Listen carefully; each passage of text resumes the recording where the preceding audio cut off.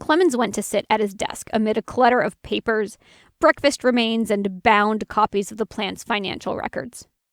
In fact, a quick glance around revealed the fact that the man was either a very untidy person, or he worked best when the place resembled a teenage boy's bedroom. "What can I help you with?" he muttered without ceremony. To the point, and almost growling with irritation. Gee, must be shitty to have to face so many unhappy females when it comes to cutting their income, isn't it? Taking the one chair facing his desk, Penderly sat on the edge instead of making herself comfortable. This battle wasn't going to take long if she could help it. "Your tactics!" she practically snapped. Clemens emptied his cup of coffee he'd retrieved from a small open space next to his printer. The expression on his face never wavered. "With regards to what, Miss Blakeney?" "You're cutting the hours on the wrong people," Penderly continued. This may be her only chance to get everything out in the open before he shut her down, maybe permanently. "If you take away Alma's insurance, they won't be able to afford her husband's chemo treatments and medicine. And just now, Carolyn. I bet you cut her hours too, didn't you? That's why she left here crying, isn't it? Did you know she's a single mom?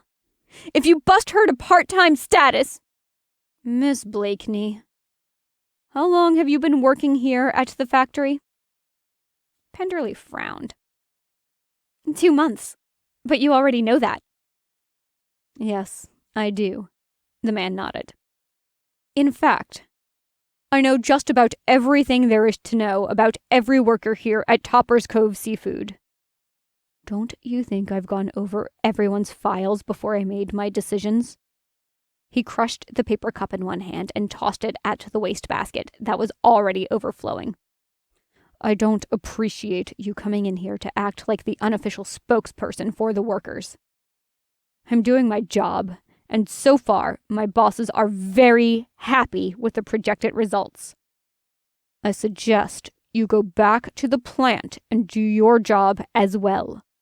Or else, I may have to reconsider the terms of your employment." Penderly narrowed her eyes at the man as anger heated her blood. "That's it?" she asked tightly. "There's no chance you'll reconsider? For heaven's sake, Mr. Clemens, at least give them the option of keeping their health benefits!" To antagonize her further, he calmly turned his back on her and pulled a manila folder from a stack sitting precariously on the corner of his desk. Before she had the chance to say anything about his rudeness, he picked up the receiver on his phone and punched a couple of buttons. "Janine, please have Raymond Briol report to my office." Penderly gasped. "That's it? You're dismissing me without even discussing it? You won't even think about reconsidering?" "You've had your chance to speak your mind," Clemens said. "Now, if you'll excuse me, I have work to do." "You sorry son of a bitch! How can you live with yourself?" Rather than be offended, Clemens laughed. "Trust me, Miss Blakeney, I've been called much worse. Now get out of my office."